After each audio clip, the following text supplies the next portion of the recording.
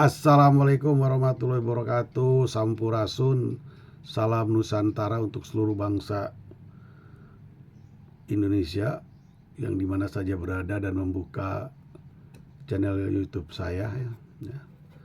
Ucapkan semoga kita dalam keadaan sehat selalu ya. Nah, pada pertemuan kali ini saya akan membahas masalah dana BOS yang banyak dipersoalkan oleh masyarakat. Kenapa pemerintah sudah ngasih dana BOS, tapi ada beberapa sekolah ya masih minta sumbangan, minta bayaran dan sebagainya. Itu kan ya. Baik. Saya pertama-tama ya untuk mengingat waktu aja lah ya. Jadi yang pertama-tama saya akan melihat anggaran pendidikan Kementerian Pendidikan. Yang memang cukup aneh di Indonesia ini.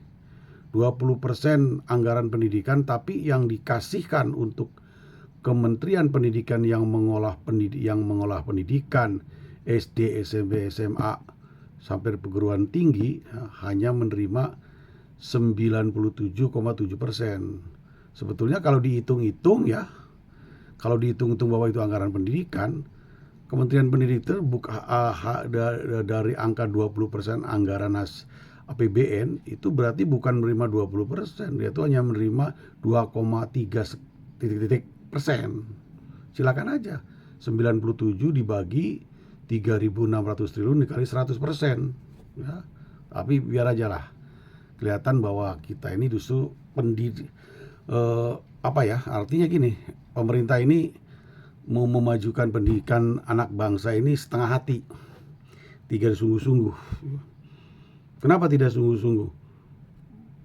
Tidak sungguh-sungguhnya gini, anggaran untuk Kementerian Pendidikan yang seharusnya mengurusi pendidikan hanya dikasih 97,7 triliun. Lebihnya berapa triliun dari anggaran 664 triliun. Coba, itu kan? Ya. Jadi makanya hanya 2,3 sekian triliun, bukan 20%. Jadi 20% itu bukan anggaran pendidikan, anggaran apa gitu, cuma pendidikan di dalamnya. Oke ya. Nah, Bapak Ibu sekalian, dengan pertanyaan yang kenapa kita udah dapat BOS, udah ada BOS, kenapa sekolah katanya sekolah gratis tapi ternyata ada. Nah, ya baik, yang pertama untuk BOS ini untuk wajar 9 tahun SD SMP, setingkat SMP lah, memang sudah seharusnya tidak boleh lagi untuk meminta bayaran. Karena apa? Karena ada undang-undangnya, ada yang mengatakan begitu, gratis ya. Nah, nanti kesananya akan saya jelaskan lebih. Bagaimana dengan SMA? SMA SMK itu dibolehkan. Kenapa dibolehkan? Ya karena kurang satu anggarannya. Kenapa kurang? Ya, kenapa dibolehkan juga? Karena belum ada undang-undang wajib belajar 12 tahun. Oh, saya mana? Tanya ke DPR. Ada nggak undang-undang mengenai wajib belajar 19 tahun? Atau peraturan pemerintah atau perpres yang mengatakan SMA SMK udah wajib belajar, terus tidak boleh bayaran. Tidak ada. Nah, kembali ke anggaran yang diterima oleh Kementerian Pendidikan dari pemerintah, jumlahnya 97,7 triliun. Ya, 7 triliun. Baik. Nah, 7 triliun ini kemudian Kementerian Pendidikan itu membagi ada berapa poin ya. Yang pertama, ada program PAUD dan wajib belajar 12 tahun sebanyak 13,9 triliun. Kemudian yang kedua, program kualitas pengajaran dan pembelajaran sebesar 15,8 triliun. Program pendidikan tinggi 38,5 triliun. Program kemajuan dan prestasi bahasa dan kebudayaan sebesar 3,6 triliun. Program pendidikan dan pelatihan vokasi sebesar 6,01 triliun. Dan program pendukung manajemen sebesar 20, triliun. Saya juga tidak mengerti ini satu-satunya. Kualitas pembelajaran dan belajar juga nggak tahu. Bahkan di sini tidak ada ini yang kurikulum merdeka itu. Ya udah. Nah, baiklah. Dengan program yang 6 tadi saya menyoroti ya, kemungkinan besar yang disebut dana BOS ini adanya di program yang satu. Nah, kemungkinan ya, mudah-mudahan saya benar gitu. Ya, di situ program PAUD dan wajib belajar 12 tahun sebanyak 13,9 triliun. Karena kalau lihat perincian berdasarkan Perpres nomor 76 tuh ya, tidak ada tentang BOS. Kemungkinan ini ya. Ini kalaupun benar ya, tinggal menghitung aja jumlah siswa SD berapa juta, SMP berapa juta, SMA berapa juta. Nah, coba kalau di sini. Jadi dari 97,7 triliun ini ya, BOS. Nah, berapa besarnya BOS? Nah, yang saya cantumkan di sini ya. BOS. Anak SD tidak perlu bayaran bebas, diganti oleh pemerintah, dibayar oleh pemerintah per satu anaknya 75.000 per bulan. Jadi kalau setahun 900.000. SMP per bulan 100.000. Mau negeri mau swasta dikasih lah.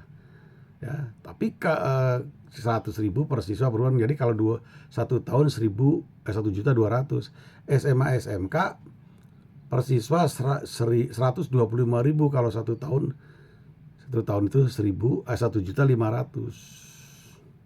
500. Nah, kalau siswanya ya SD ada 500, tinggal dikali saja 75 kali 500 karena pencairannya setiap 3 bulan sekali, ya kali 3 bulan berapa juta. Diolah untuk apa saja, gitu kan? Terus SMP per siswa 100 per bulan dikali berapa? Dikali jumlah siswa misalnya 1.000 dikali 12 satu tahun berapa. Dan SMA SMK satu bulan 125, kemudian dikali jumlah siswa misalnya 1.000 dikali jumlah bulan setahun, jadi 1.500.000. Peruntukannya untuk apa? Ada peruntuknya, tidak asal saja jadi sekolah ini. Bapak dan Ibu bisa ya, masyarakat ini bisa melihat contohnya di Permendikbud nomor 2 ya, nomor 2 tahun 2002. Peraturan Pengaturan Menteri Pendidikan dan Kebudayaan. Di situ ada berapa komponen, banyak banget. Dari mulai penerimaan siswa baru, makanya daftar di SMA negeri itu gratis. Ya. Perpustakaan, pelaksana kegiatan asesmen, ekstrakurikuler, pembayaran profesi guru, pelaksanaan administrasi kegiatan, pemeliharaan sarana, daya, dan sebagainya. Silakan aja lihat. Saya lihatkan ini Permendikbud ya. Satu contoh ini saya fotokopi, saya print Permendikbud nomor 2 tahun 2002. Jadi tidak sembarangan, Bos. Kalau di negeri rata-rata itu tidak boleh sekolah negeri itu memungut biaya karena ada cukup nggak cukup cukup. Juga pertanyaannya gini, apakah bisa berprestasi? Segini banyaknya, termasuk membayar guru honor, mengganti genteng yang bocor, papan tulis, penulisnya, rapot ya, ada rapot tidak usah bayar, menulis rapot, ijazah, ulangan umum, mid semester, foto pelajar, foto rapot, foto ijazah, semua di negeri itu tidak boleh bayar karena ada dana BOS. Mereka taat pada peraturan. Bagaimana dengan swasta? Ya enak swasta mah. Di samping dana BOS, dia dapat bayaran juga dari masyarakat, uang bangunan juga dari masyarakat, ada ulangan umum bayar, ada mid semester bayar, ada ujian bayar, dan sebagainya, diuntungkan. Kalau negeri tidak. Hanya kepada masyarakat pengen berprestasi anak sekolah dengan tidak menuntut gratis. Tidak ada. tidak ada ceritanya biaya rendah kemudian berprestasi. Gak usah jauh-jauh, Bapak Ibu naik angkot bayarnya murah. Ya kan, naik angkot bayarnya murah 5.000. Tapi kan apa, desek-desekan, panas, macet, ada yang rokok, mogok. Tapi bagaimana kalau naik taksi atau yang Grab gitu, kan masuk bisa sambil baca koran, atau baca apa saja, tuh main HP, lama-lama ngantuk tidur, bayar mahal. Ya tapi kan itu bermutu ya, di dalamnya. Kalau yang terus sekolah nuntut bayar yang gitu, nuntut sekolahnya ada AC bermutu, tidak. Banjir, gotnya ada, WC-nya nggak mangpat, nggak jalan. Nah, gitu. Salah satu contoh. Nah, bagaimana dengan SMA? Nah, SMA dibolehkan. Kalau menurut saya dibolehkan. Ada tidak undang-undang yang melarang SMA dan SMK bayaran. Ya, ada. Karena apa? Undang-undang kita baru 9 tahun, belum sampai 12. Dasar hukumnya apa? Di Sikdiknas ada tentang SMA bayaran. Satu lagi, di peraturan pemerintah nomor 48, Anda silakan baca. Dari mulai pasal 47 sampai dengan 58 akan dibacakan tuat. Bagaimana orang tua berperan dalam masalah pendidikan dan membiayai pendidikan. Nah, kalau sekarang nuntut nuntut berprestasi dengan 125, ya jangan harap sekolah bisa jalan juga ukur. Ada kebutuhan semua digratiskan, sampai ke buku-buku ditanggung oleh biaya. Saya membela pendidikan untuk maju, dan saya membela masyarakat yang ingin maju. Banyak minta gratis. Bahkan ada di dalam aturannya, di sini ada afirmasi 20% boleh dengan ditunjukkan dengan surat miskin apa yang dari Kementerian Sosial, ya, dibolehkan. Ya, tapi yang mampu bayar. Kalau SMA, SMK ada 20% boleh digratiskan. Di situ ada. Dengan apa? Dengan persyaratan menunjukkan dan sebagainya. Dan prosesnya pun berdasarkan peraturan-peraturan dilakukan oleh sekolah. Tapi nyatanya kan ada saja masyarakat LSM atau ya biasalah wartawan yang kelas bawah itu, yang wartawan-wartawanan ya, melaporkan pungli kepala sekolah dan sebagainya. Harusnya tidak gitu. Dukung pendidikan kalau ingin maju itu. Ya. Karena prestasi sekolah itu di mana-mana, pendidikan itu modalnya besar. Nah, makanya pemerintah ya di dalam undang-undang negara ini, dalam undang dasar atau pasal 31 di situ ada, di samping bahwa negara wajib menyelenggarakan pendidikan untuk anak bangsa, ada di situ penjelasannya. Ada penjelasannya 20% anggaran. Maksudnya apa? Untuk yang tidak mampu itu harus. Yang kayaknya jangan ikut-ikutan pengen gratis. Dukung sekolah. Di mana negara manapun yang mengabaikan pendidikan, jangan harap maju. Ya kan? Iya. Nah, coba bandingkan dengan anggaran pendidikan yang sekarang 20% katanya. Tapi kan diberikan kepada pendidikan yang tidak pernah diperjuangkan oleh kaum reformis pada saat itu, malah yang enak. Contoh, banyak itu miliaran, bahkan ada yang triliun yang bisa dikasih dari anggaran belanja pemerintah pusat, dari anggaran pendidikan, ya, menikmati lebih enak. Kenapa? Sekolah-sekolah kedinasan apakah menjadi pokok perjuangan dari kaum reformis untuk anggaran pendidikan? Tidak. Yang diperjuangkan untuk pendidikan 20% itu supaya berkualitas, ya, itu SD, SMP, SMA, SMK sampai perguruan tinggi. Itu yang diperjuangkan, tapi yang enak. Contoh gini. Misalnya satu kementerian, ya, kementerian mengelola sekolah kedinasan. Jumlahnya ada 600 saja. Dia dapatnya berapa? Contoh, ada yang saya baca tuh ada yang sampai 500 miliar. Itu hanya mendidik anak 9, misalnya 300 ya. Angkatan pertama, angkatan ketiga. Berapa dana per tahun? 500 miliar. Sementara SMA, kepala sekolah, satuan pendidikan misalnya, ada yang mengelola berapa? 1000 siswa dari kelas 1, kelas 2, kelas 3, atau 1200 lah supaya pas. Nah, berapa anggarannya? 1,5 M. Berapa kalinya? Ya, kenapa? Sekolah kedinasan ya, dapat anaknya dapat seragam, dapat makan dari mulai pagi, siang, malam, asrama, fasilitas pembelajaran lengkap, alat praktek lengkap. Sementara yang diperjuangkan menurut kaum pro-feminis dalam Undang-Undang Dasar 45 ya, malah jalan kaki, ya, sekolah kepanasan, nggak ada AC-nya, ya, gitu.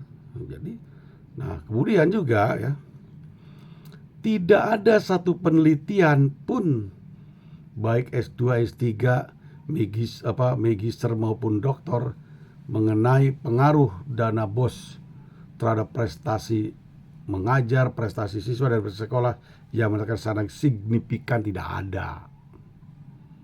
Kecuali hasilnya apa? Jelek. Tidak berpengaruh kepada prestasi. Ya. Nah, contoh aja ya, saya ambil satu tulisan ya dari tesisnya ya, Saudara Hapsari ya di penelitian ini pada tahun 2015 loh ya, sebelum SMA SMK itu alih kelola ke provinsi. Dia di satu SMA, satu SMK di Jawa Tengah, sekolah negeri di Jawa Tengah diteliti. Kemudian diperoleh satu kesimpulan bahwa didapat biaya satuan pendidikan peserta didik dalam satu sekolah ini jumlah anggarannya berapa? 6.416.502 rupiah. Dengan rincian biaya operasi peserta didik ya 5.416.530 rupiah, dan biaya investasinya besar hampir 1 juta lah ya, 999,963 rupiah. Nah, dana seperti itu katanya, sudah bahas itu ya, APBN mengasih 23,6 triliun. Ini APBN itu dari mana? Dari pemerintah pusat, bos itu. Kemudian provinsi, karena provinsi itu kan waktu itu masih kita belum alih kelola ya, belum oper kelola gitu. Kan dulu masih tetap kabupaten itu. Hanya 0,1 ya, provinsi ada waktu itu nyumbang seperti BPMU, kemudian bantuan sarana, tapi sifatnya kecil karena memang SMA SMK SMA pendidikan itu bukan tanggung jawab provinsi. Nah, APBD kabupaten 44%. Lewat apa? Lewat bos daerah ya. Lewat bos daerah. Nah, kemudian sumbangan orang tua 32,1% dan sumber lain 0,2. Hasil ini kemudian hasil tersebut menunjukkan ya, kesimpulannya nih ya, hasil menunjukkan bahwa dengan biaya satuan pendidikan per peserta didik sebesar 6,6 juta rupiah per tahun, itu 32,1% itu bersumber dari masyarakat. Ya, jadi nyatakan bahwa sumbangan orang tua itu kira-kira 2 juta. Itu penelitiannya akan bermutu.